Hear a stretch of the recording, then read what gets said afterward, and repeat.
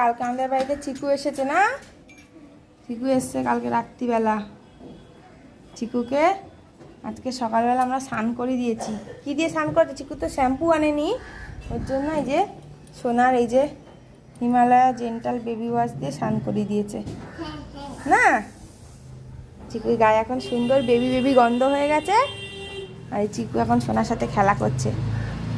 সোনা আবার গন্ধ শুকে দেখলো। এখন চিকু রোদ্দুর পড়েছে আমাদের ব্যালকনিতে, চিকু আর সোনা এখন দুজন খেলা করছে। দৌড়ালেই চিকু দৌড়াচ্ছে।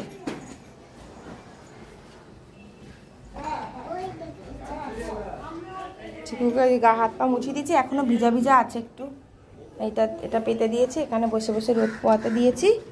আর সোনাও খেলছে, চিকুও খেলছে না। চিকু যে পাশের বাড়িতে তিন্নি দাঁড়িয়ে আছে, তিন্নির সাথে গল্প করছে সোনা আর চিকু দুজনে মিলে।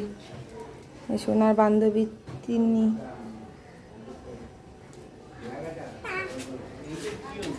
এ তিন্নি, তিন্নি ওই চলে গেল।